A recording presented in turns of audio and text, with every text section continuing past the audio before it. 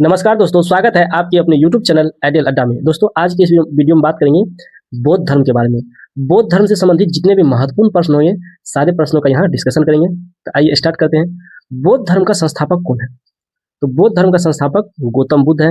और बौद्ध धर्म में गौतम बुद्ध के बारे में जो है जितने महत्वपूर्ण प्रश्न होगा, जिससे इसका जन्म कब हुआ था, तो 563 ईस्वी पूर्व में ये प्रश्न पूछा जाता। इसका जन्म, गौतम बुद्ध का जन्म कहाँ पे हुआ था? तो लुम्बिनी, नेपाल में हुआ था। गौतम बुद्ध के बचपन का क्या नाम था? तो सिद्धार्थ नाम था। और गौतम बुद्ध के पिता शुद्धोधन शाक्य गण के मुखिया थे। ये भी प्रश्न बीपीएससी में पूछा गया कि गौतम बुद्ध के जो पिताजी थे किस गण के थे? तो शाक्य गण के मुखिया थे। इसके माता का क्या नाम था? इसकी माता का नाम माया देवी, और इसकी सौतेली माँ थी जिसकी मौसी प्रजापति गौतमी। और प्रजापति गौतमी ही प्रथम भिक्षुणी बनी थी। महिला में जो है पहले बुद्ध धर्म में प्रवेश नहीं था, लेकिन जब महिला का प्रवेश हुआ तो प्रथम भिक्षुणी कौन बनी? तो ये इसकी प्रजापति गौतमी, इसकी मौसी बनी। और बुद्ध का लालन पालन जो है यही प्रजापति गौतमी ने की थी। गौतम बुद्ध की पत्नी का नाम यशोधरा और इसके पुत्र का नाम राहुल। और गौतम बुद्ध का मृत्यु 483 ईस्वी पूर्व में कुशीनगर या कुशीनारा, उत्तर प्रदेश में हुआ था। यह भी प्रश्न पूछा गया है, बीपीएससी तैयारी में प्रश्न पूछा गया है कि गौतम बुद्ध का जन्म, मृत्यु कहाँ हुआ था? तो कुशीनगर, और कुशीनारा भी रहता है, कहीं कहीं कुशीनगर भी रहता है। अब इसके जीवन के प्रतीक से प्रश्न पूछा जाता है कि हाथी इसके गर्व का प्रतीक है, कमल एवं सांड इसके जन्म का प्रतीक है, घोड़ा घर गृह त्याग का प्रतीक है, बोधि वृक्ष पीपल ज्ञान का प्रतीक है, चक्र प्रथम उपदेश का प्रतीक है, और पद चिन्ह निर्माण का प्रतीक है, स्तूप मृत्यु यानी महापरिनिर्माण का प्रतीक है। यहाँ से भी विभिन्न एग्जामों में प्रश्न पूछा जा चुका है। ये बहुत ही महत्वपूर्ण टॉपिक है। हाथी जो है गौतम बुद्ध जो गर्भ में थे, इसके गर्भ का प्रतीक है। कमल एवं सांड जो है इसके जन्म का प्रतीक है, कमल एवं सांड। घोड़ा दौड़ता है, भागता है, तो घोड़ा इसके गृह त्याग का प्रतीक है। बोधि वृक्ष यानी पीपल वृक्ष के नीचे इसको ज्ञान का प्राप्त हुआ था, इसलिए ये ज्ञान का प्रतीक है। चक्र जो है हमारा घूमते रहता है, तो उपदेश देने का प्रतीक है। पद चिन्ह इसके पद पे चलने वाले निर्माण का प्रतीक है। और स्तूप जो है, स्तूप बनाया गया था जिसे हम लोग गाँव घर में जलाने के बाद जो है सारा बनाते हैं, इसको कहा जाता है स्तूप, समझिए एक प्रकार का। तो ये इसकी मृत्यु का महापरिनिर्माण का प्रतीक है। बुद्ध के घोड़े का क्या नाम था? कंथक। यहाँ से भी प्रश्न पूछा गया, बुद्ध के घोड़े का क्या नाम था? कंथक। इसके सारथी का क्या नाम था? तो चन्ना, जिसे हम लोग छन्न के नाम से भी जानते हैं। इसके सारथी का क्या नाम था? तो चन्ना नाम था, जिसे छन्न भी कहा जाता था। इसके शिष्य हुए आनंद एवं उपाली। कपिल वस्तु के सिर पर निकलने पर गौतम बुद्ध द्वारा देखे गए 4 दृश्य क्या सब था? तो बूढ़ा व्यक्ति, एक बीमार व्यक्ति, मृत व्यक्ति, एक सन्यासी। ये भी प्रश्न बहुत ही महत्वपूर्ण है। यहाँ से प्रश्न पूछा जाता है कि कपिल वस्तु की सिर पर जब गौतम बुद्ध निकले थे प्रथम बार, तो कितने व्यक्ति किसको देखे थे? तो बूढ़ा व्यक्ति को देखे थे, एक बीमार व्यक्ति को देखे थे, और एक मृत व्यक्ति को देखे थे, एक सन्यासी को देखे थे। अगला 29 वर्ष की अवस्था में गृह त्याग किया, और गृह त्याग के पश्चात प्रथम गुरु, गौतम बुद्ध के प्रथम गुरु हुए अलार कलाम, जो कि वैशाली के थे। और अलार कलाम सांख्य दर्शन की शिक्षा से संबंधित है। शून्य का ज्ञान प्राप्त किया कहाँ से? अलार कलाम से।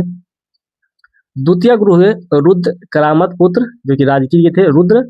रुद्र कराम पुत्र, जो कि राजकीय थे। योग का ज्ञान प्राप्त किया कहाँ से? तो रुद्र कराम पुत्र से। और शून्य का ज्ञान प्राप्त किया था किससे? अलार कलाम से, जो कि अलार कलाम कहाँ के थे? वैशाली के। और ये सांख्य दर्शन का भी शिक्षा किससे प्राप्त किया था? अलार कलाम से। उरुवेला में मिले 5 साधक। यहाँ से प्रश्न पूछा, उरुवेला में 5 साधक इसको मिले। ये ऑप्शन बीपीएससी में पूछा था, 4 ऑप्शन दे देगा, 3 ऑप्शन दे देगा, पूछेगा इसमें से कौन सही है, एक इसमें से हटा देगा ऑप्शन को।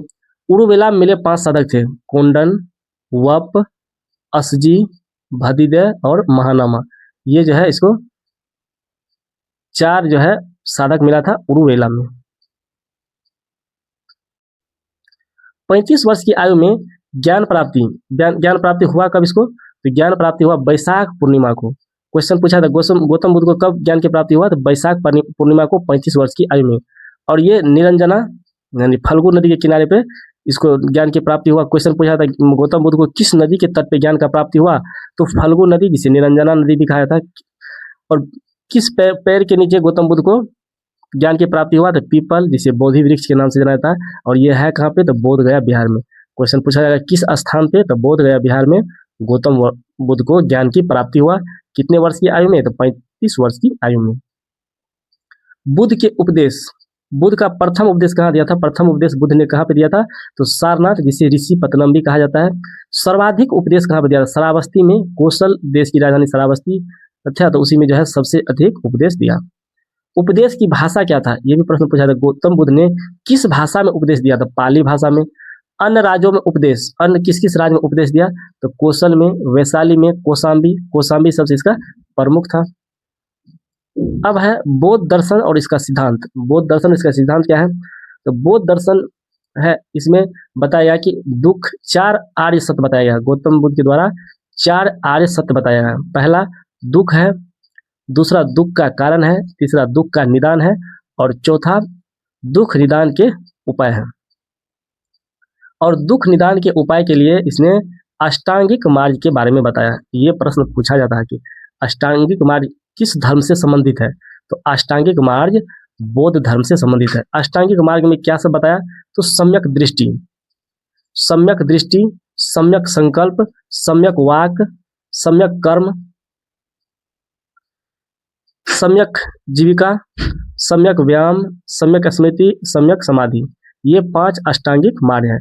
दुख के निदान के लिए गौतम बुद्ध ने 5 अष्टांगिक मार्ग बताए, जिसमें है सम्यक दृष्टि, सम्यक संकल्प, सम्यक वाक, सम्यक कर्म, सम्यक जीविका, सम्यक व्यायाम, सम्यक स्मृति, सम्यक समाधि। बौद्ध धर्म मूलतः अनिश्वरवादी है। ये ईश्वर पे विश्वास नहीं करते थे, इसलिए क्वेश्चन पूछा जाता है। ईश्वर की मान्यता इसमें नहीं है। ऑप्शन दे देगा आपको, बौद्ध धर्म में ईश्वर की मान्यता है, निम्नलिखित में से कौन सा कथन असत्य है? ऐसे दे देगा, ईश्वर की मान्यता है, आत्मा की मान्यता है, नैतिकता पर बल नहीं दिया गया है। तो अगर आपको इसका बेसिक कंसेप्ट पता रहेगा तो वहां से ऑप्शन के अकॉर्डिंग क्वेश्चन को छाट सकते हैं। तो बौद्ध धर्म मूलतः अनिश्वरवादी है, ईश्वर की मान्यता इसमें नहीं है, आत्मा की मान्यता नहीं है, नैतिकता पर इसमें बल दिया गया है, कर्म सिद्धांत पर इसमें बल दिया गया है, सत्य अहिंसा को प्रमुखता से माना गया है, वेदों को प्रामाणिक ये नहीं माने हैं, निर्माण यानी मोक्ष अंतिम लक्ष्य है, यानी निर्माण होना, मोक्ष होना, मृत्यु होना ही अंतिम लक्ष्य है, पुनर्जन्म की इसमें मान्यता नहीं है। इसका कहना था कि इस जन्म में जो हम कर लिए उसके बाद हमारा दोबारा जन्म नहीं होता, इसलिए पुनर्जन्म को भी ये नहीं मानते थे। बौद्ध संघ, भिक्षुओं के मार्गदर्शन के लिए बुद्ध द्वारा स्थापना किया गया था बौद्ध संघ का। संघ में भिक्षुओं के प्रवेश को उपसंपदा कहा गया। संघ में भिक्षुओं के प्रवेश को क्या कहा गया है? तो उपसंपदा। प्रथम भिक्षुणी बनी थी प्रजापति गौतमी, जिसे इसकी सौतेली माँ, इसकी मौसी थी, और इसके प्रमुख अनुयायी शासक थे बिंबिसार, प्रसेनजीत, उदयन। ये सारे बौद्ध धर्म से संबंधित शासक हैं। क्वेश्चन पूछा जाएगा, कौन से शासक बौद्ध धर्म से संबंधित है? बिंबिसार, प्रसेनजीत, उदयन, ये सब बौद्ध धर्म से संबंधित शासक हैं। प्रथम बौद्ध, ये जितने बौद्ध संगीतियां हैं, बौद्ध संगीतियां से प्रश्न भी बीपीएससी टीआरई में पूछा गया है, और अन्य जितने भी एग्जाम है सभी एग्जामों में बौद्ध संगीति से प्रश्न पूछा जाता है। इसका अध्यक्ष, शासक, कार्यकाल, कब हुआ था, किस स्थान पर हुआ था, ये प्रश्न पूछा जाता है। तो यहाँ हम लोग अच्छा से इसका डिस्कशन करेंगे, ट्रिक के साथ डिस्कशन करेंगे। प्रथम बौद्ध संगीति, प्रथम बौद्ध संगीति कहाँ हुआ था? तो राजगीर में हुआ था। और प्रथम बौद्ध संगीति के अध्यक्ष कौन थे? तो इस समय के अध्यक्ष थे महाकश्यप। और किसके शासनकाल में हुआ था? अजात शत्रु के शासनकाल में प्रथम बौद्ध संगीति हुआ था। और प्रथम बौद्ध संगीति का कार्य क्या था? सूत पिटक, यानी आनंद द्वारा सूत पिटक लाया गया था, और विनय पिटक उपाली द्वारा लाया गया। क्वेश्चन पूछा जाएगा, सूत पिटक किसके द्वारा लाया गया था? सूत पिटक आनंद के द्वारा, और विनय पिटक उपाली के द्वारा। आनंद सूत पिटक, उपाली विनय पिटक। दूसरा बौद्ध संगीति हुआ था वैशाली में। वैशाली में बौद्ध संगीति हुआ था कालाशोक के समय में, और इसके अध्यक्ष थे सावक मित्र, जिसे सर्वकामी भी कहा जाता है। महासंघिक और अस्थावीर में विभाजन हो गया था। महासंघिक में और अस्थावीर में द्वितीय बौद्ध संगीति में क्या हुआ? विभाजन हो गया। तृतीय बौद्ध संगीति हुआ पाटलिपुत्र में, और इस समय शासक कौन थे? अशोक, और इसके अध्यक्ष हुए तीसरे बौद्ध संगीति के मोगलीपुत्र तीस।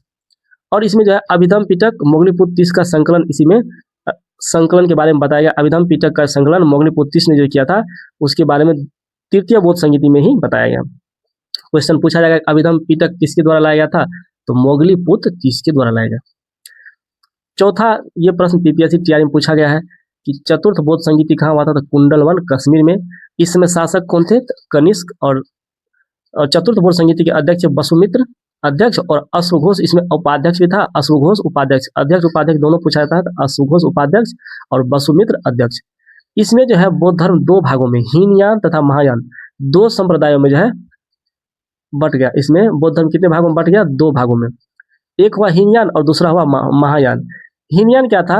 हीनयान मूर्ति पूजा में विश्वास और बुद्ध के दर्शन एवं सिद्धांत में विश्वास करते थे। साहित्य इसका भी पाली भाषा में था। इसका साहित्य, हीनयान का साहित्य क्या था? ये मूर्ति पूजा, भगवान बुद्ध की मूर्ति बना करके उसका पूजा करते थे। हीनयान, हीन मतलब नीचे, मूर्ति पूजा करने वाला, ट्रिक याद करना है। और बोध के दर्शन एवं सिद्धांत में विश्वास करते थे। और इसका साहित्य किस भाषा में लिखा जाता था हीनयान का? तो पाली भाषा में। और महायान संप्रदाय के लोग मूर्ति पूजा में विश्वास करते थे। मूर्ति पूजा में ये हीनयान के लोग अविश्वास करते थे, लेकिन इसमें महायान का जो है मूर्ति पूजा में विश्वास करते थे। बोधिसत्वों के जीवन तथा तथ्यों में सिद्धांत। और इसका भाषा, ये साहित्य लिखा किस भाषा में? तो संस्कृत भाषा में लिखा गया। अब इसमें ट्रिक है, हम लोग इस ट्रिक को समझेंगे। कह रहा रा वे पा कु, और इसमें हमारा दिया हुआ आ का ह को। रा से हुआ राजगिरी, पहला हुआ कहाँ पे? तो राजगिरी में। वे, रा वे से हुआ दूसरा वैशाली में। पा से हुआ तीसरा पाटलिपुत्र में। कु से हुआ चौथा कुंदरवन कश्मीर में। तो ये स्थान का टिक हो गया। और किसके किसके काल में हुआ? तो रावे पाकू। अ का अ मतलब अजातशत्रु, का मतलब कलाशोक, फिर अ मतलब अशोक, और लास्ट में क मतलब कनिष्क के समय में हुआ। तो यहाँ से शॉर्ट ट्रिक से याद भी कर सकते हैं सब किसकी किसके समय में हुआ। तो अजातशत्रु, अ मतलब अजातशत्रु, का मतलब कलाशोक, अ मतलब फिर अशोक, का क मतलब कनिष्क के समय में। राजगिरी, वैशाली, पाटलिपुत्र और कुंडलवन, 4 ही बौद्ध संगीति के बारे में पूछा जाता है। 4 बौद्ध संगीति हुआ था। तो यहाँ से प्रश्न आपको देखने को मिलेगा। बौद्ध ग्रंथ है त्रिपिटक। क्वेश्चन पूछा जाएगा त्रिपिटक किससे संबंधित है? बौद्ध ग्रंथ से, जैन ग्रंथ से, शैव धर्म से, वैष्णव धर्म से? तो बौद्ध धर्म है कि त्रिपिटक किससे संबंधित है? पाली भाषा में लिखा गया है और ये बौद्ध धर्म से संबंधित है। त्रिपिटक में को 3 भाग में बांटा गया, सूत पिटक, विनय पिटक और अभिधम पिटक। सूत पिटक में धार्मिक सिद्धांत के बारे में बताया, बौद्ध धर्म के धार्मिक सिद्धांत के बारे में बताया गया है। विनय पिटक में विनय तो वह भिक्षु एवं भिक्षुणी के लिए बनाए गए नियम, विनय है तो नियम से संबंधित है। और अनुशासन की टोकरी, इसमें जितना भी अनुशासन बौद्ध धर्म का किस प्रकार का अनुशासन होना चाहिए, सारे अनुशासन के बारे में बताया गया। अभिधम पिटक में सूत पिटक की व्याख्या किया गया।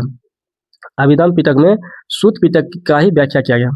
यहाँ से भी प्रश्न पूछा गया बीपीएससी में, दीपवंश एवं महावंश किससे संबंधित है? तो बौद्ध धर्म से। तो दीपवंश एवं महावंश रचनाओं में बौद्ध दर्शन और सिद्धांतों की चर्चा किया गया। अब क्वेश्चन पूछा जाएगा, बौद्ध दर्शन तथा सिद्धांत की चर्चा किसमें किया गया है? तो दीपवंश एवं महावंश में। तीनों पिटकों को सर्वप्रथम प्रथम शताब्दी ईस्वी पूर्व में श्रीलंका के शासक कतगामिनी के संरक्षण में लिपिबद्ध किया गया था। क्वेश्चन पूछा जाएगा, तीनों पिटक मतलब सूत पिटक, विनय पिटक और अभिधम पिटक, तीनों पिटक का जो है क्या किया गया था?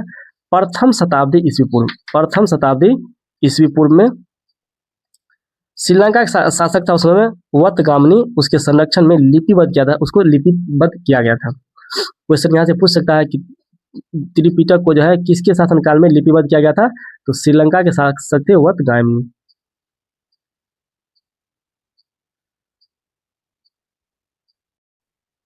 बौद्ध पद है जिसे बुद्ध पद कहा जाता है। तो बौद्ध पद इसमें है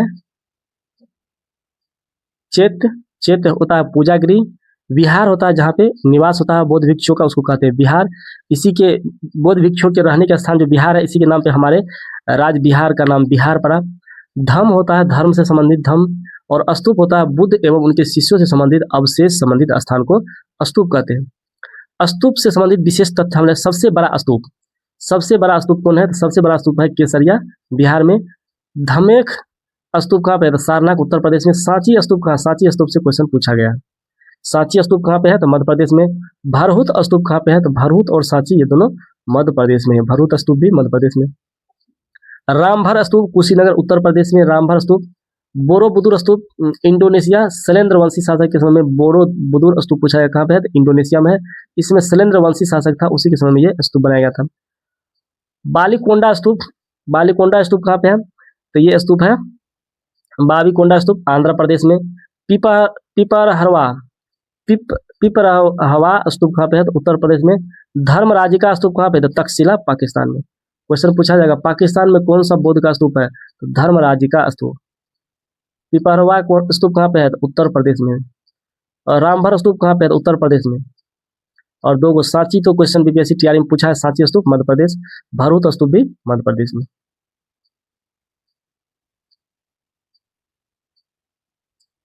बौद्ध विश्वविद्यालय और निर्माण करता है। बौद्ध धर्म से संबंधित विश्वविद्यालय है नालंदा विश्वविद्यालय, और नालंदा विश्वविद्यालय के निर्माण किसने किया था? तो कुमारगुप्त प्रथम ने। यह भी प्रश्न बीपीएससी तैयारी में पूछा गया है। विक्रमशिला का स्थापना किसने किया था? तो धर्मपाल ने। औदंतपुरी का किसने किया था? तो गोपाल ने। और इन तीनों विश्वविद्यालय में जो है बौद्ध धर्म का शिक्षा दिया जाता था। अन्य महत्वपूर्ण धर्म बर्जियान। बर्जियान में बौद्ध धर्म की शाखा के बारे में बताया गया। तांत्रिक विचारधारा पर आधारित है ये बर्जियान। मिलिंद पन्हो इसमें पाली भाषा में लिखा गया था। मिलिंद पन्हो बर्जियान में। मिलिंद पन्हो, मिलिंद मिनांडर और नागसेन का समाध है मिलिंद पन्हो में। क्वेश्चन पूछा जाएगा मिलिंद पन्हो किस भाषा में लिखा गया था? पाली भाषा में। और मिलिंद पन्हो में किस किस का संवाद है? तो मिलिंद मिनांडर का, जो हिंद यमन शासक थे, और नागसेन बौद्ध धर्म का से संबंधित है नागसेन। इस दोनों के बीच में जो संवाद हुआ था, उस संवाद में जो बुक लिखा गया, उस बुक का नाम है मिलिंद पन्हो, और ये पाली भाषा में लिखा गया। बुद्ध चरित्र जो है किस भाषा में है? तो संस्कृत भाषा में। और बुद्ध चरित्र किसके द्वारा लिखा गया था? अश्वघोष के द्वारा बुद्ध चरित्र लिखा गया।